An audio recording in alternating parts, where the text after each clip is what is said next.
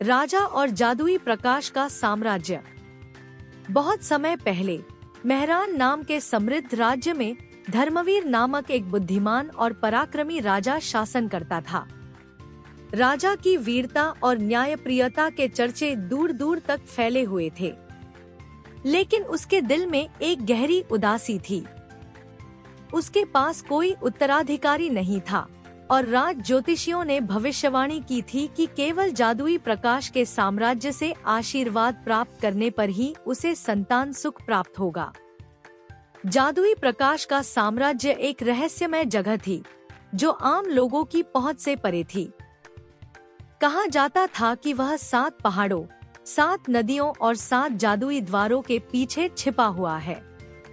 उन द्वारों की रक्षा भयंकर प्राणियों द्वारा की जाती थी, लेकिन राजा ने ठान लिया कि वह खुद इस खतरनाक यात्रा पर जाएगा।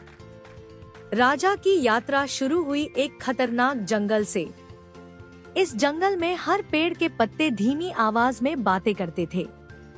जैसे जैसे राजा आगे बढ़ा, फुसफुसाहटें तेज होती गई।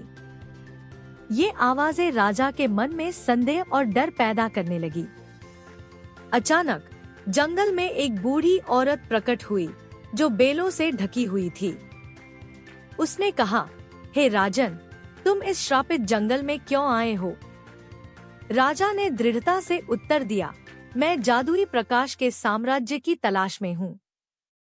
बूढ़ी औरत मुस्कुराई और बोली, तो अपनी योग्यता साबित करो। इस पहेली का उत्तर दो। वह क्या है जो बांटने से बढ़ती है और संजोने से घटती है? राजा ने सोचते हुए जवाब दिया, प्यार। बूढ़ी औरत ने सिर हिलाया और कहा, सही उत्तर। जाओ, पहला द्वार खुल गया है और वह गायब हो गई। आगे राजा को एक विशाल बर्फीला पर्वत पार करना था। वहां भीषण ठंड थी और रास्ते में बर्फ के राक्षस रहते थे। जैसे ही राजा ने पर्वत पर कदम रखा, एक विशाल बर्फीला राक्षस प्रकट हुआ। उसने गरजते हुए कहा, हे मानव, यह पर्वत पार करने के लिए तुम्हें अपनी सबसे प्रिय चीज छोड़नी होगी। राजा कुछ पल सोच में पड़ गया। उसने अपनी तलवार, जो उसे उसके पिता ने दी थी, त्यागने का निर्णय लिया। यह मेरे लिए सबसे प्रिय है, लेकिन मेरे उद्देश्य के सामने यह त्याग छोटा है। जैसे ही राजा ने तलवार जमीन पर रखी, बर्फ का राक्षस मुस्कुराया और रास्ता खोल दिया। पर्वत पार करने के बाद राजा एक अदृश्य नदी के पास पहुंचा। वहां पानी बह रहा था, लेकिन कुछ भी दिख नहीं रहा था। नदी की आत्मा ने राजा से कहा, तुम इस नदी को तभी पार कर पाओगे जब तुम अपना सच्चा डर मेरे सामने प्रकट करोगे। राजा ने ईमानदारी से कहा, मुझे अपने लोगों को खोने का डर है। मैं उनके बिना अधूरा हूँ। नदी शांत हो गई और रास्ता दिखाया। आखिरी द्वार और जादुई प्रकाश का साम्राज्य।